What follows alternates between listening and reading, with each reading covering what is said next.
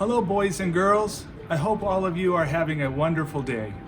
My name's Norm Enfield. I'm the superintendent for the Chino Valley Unified School District. And today I'm excited because I have a book that I get to share with you. And it's not just any book, it's a book that I really like a lot. And it has to do with being kind and wishing other people wonderful things to happen to them. And it was a book that was given to me from a teacher here at Eagle Canyon. And the name of the book is called I Wish You More by Amy Cross Rosenthal and Tom Linchenheld. And it begins with, I wish you more ups than downs. Be up compared to being down. I wish you more gives than takes. And if you notice, the little boy has an orange, and he has a little piece right here, and he's giving her the whole orange, and he's taking a little piece of that. I wish you more tippy toes than deep. And you can see his little tippy toes are keeping him up from the water and just keeping his head above water. I wish you more we than me. All those friends. I wish you have all these friends rather than being just alone. I wish you more hugs than I wish you more woohoo than whoa. What just happened there? I wish you more will than hill. The will to pull it up the hill. I wish you more can than not. And that's a play on words because she can tie her shoes and they're talking about a knot in your shoes. So I wish you more can than not. I wish you more snowflakes than tongue. And I wouldn't want to have all those tongues in my mouth. I wouldn't know what to do with them. So I want more snowflakes. I wish you more pause than fast forward. And I bet your parents would wish more pause too, that your life doesn't go really fast. I wish you more umbrella than rain. And I like a good umbrella. It protects me from all that rain. I wish you more bubbles than bath. I do like bubbles. I think I like them more than the bath. I wish you more treasures than pockets. It looked kind of funny having all these pockets and not enough treasures. I wish you more stories than stars. It's always a good story. Good to read stories, and even when people tell you. Here I have a little boy standing here in a dandelion field, and you pick those up and you blow on them to make a wish. And it goes, I wish all of this for you because you are everything I could wish for and more.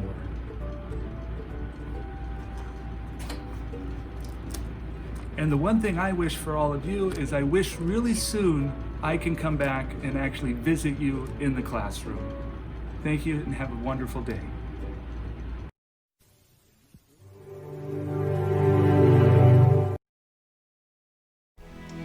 Hey y'all, my name is Michael Obadja and I'm the owner of Take Your Seat along with my wife Mira and our two children, Mika and Malachi. So we're the M&Ms and the mini M&Ms. And today we have been given the privilege to be able to read for you a book that we can completely relate to. And the book is called Dare to Dream Big. Words by Lorna Gutierrez and pictures by Polly Norquis. And we can totally relate to this book because we also had to dare to dream in order for us to be able to have what we have today. We had limited resources, but everything begins with a dream. And when you dream and you prepare well, when the opportunity comes, you'll be ready to take it. So I'm going to read to you, and I hope that you can follow along. And whatever that I've experienced, I pray that it can be imparted to you as we read this book. Okay? Dare to dream. Dare to fly higher. Ooh, we're gonna dive. Dare to trust. Dare to inspire. Dare to do what hasn't been done. And dare to be second to none.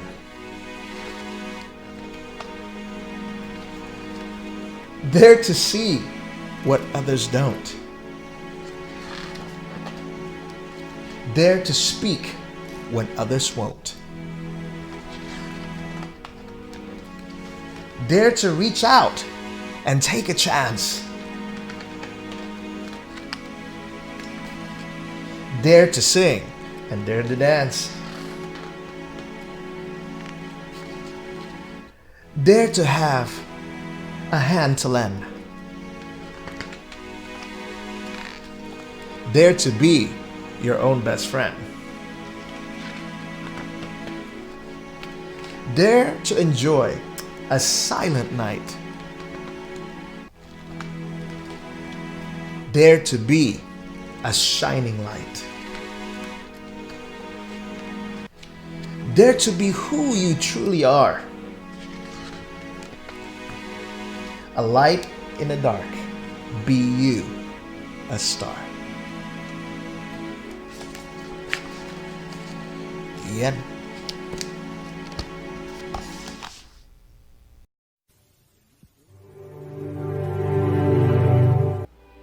Hi, my name is Susan Ahn. I'm a first grade teacher at Rolling Ridge Elementary School. Today I'm going to be sharing a book called Not Quite Narwhal by Jessie Seema. Not Quite Narwhal, Jessie Seema.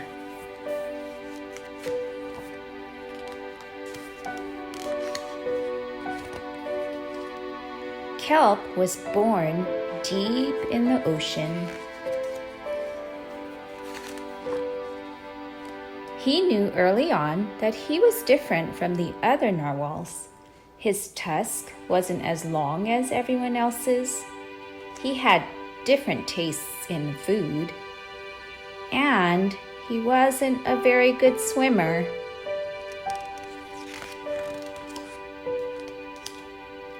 But his friends didn't seem to mind, so Kelp decided he wouldn't either.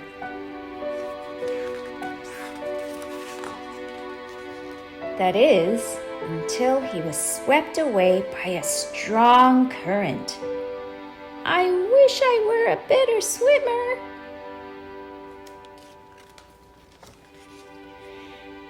Kelp found himself at the surface, closer to land than he'd ever been before. High up on a cliff, he spotted a mysterious, sparkling creature. It looked so familiar. It looked like kelp. Kelp swam toward land as fast as he could, which wasn't very fast at all, hoping that he could catch up with the creature that looked just like him. When he finally reached the shore, Kelp felt a little bit anxious. He had never left the ocean. He was nervous about walking for the first time, but the land creatures made it look so easy.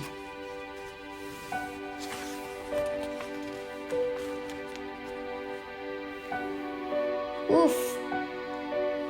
It wasn't. Ow! Eventually, he got the hang of it.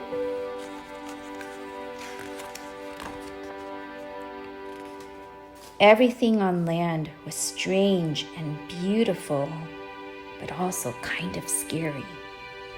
Kelp began to think he might never find the creature that looked just like him.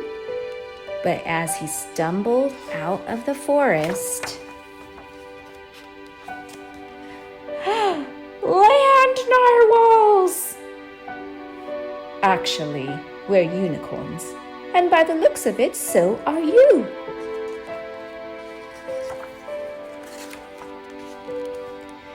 Kelp had never heard of unicorns before. They taught him all sorts of new things about his tusk. We called them horns. Wow! They introduced him to unicorn delicacies. And they showed him how to gallop. There was no doubt that Kelp was, in fact, a unicorn. He was having so much fun that he didn't want to leave. But then he remembered all of his friends under the sea. Kelp missed them terribly, so he said goodbye to the unicorns and returned to the ocean. Come back soon!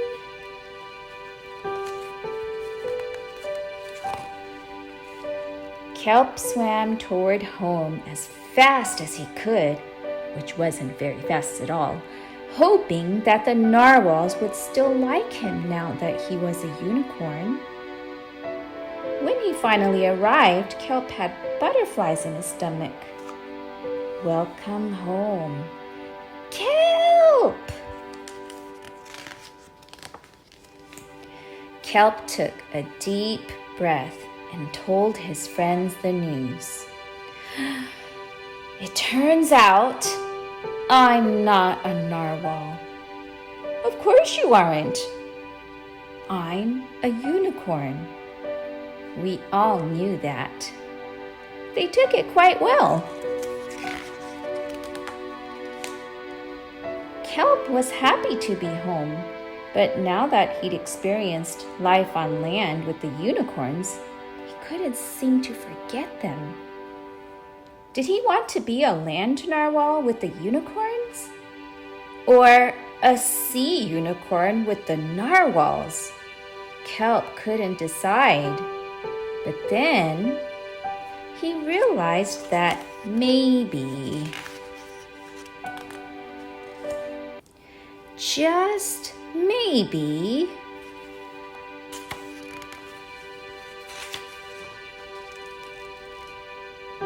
he didn't have to choose. There's Kelp.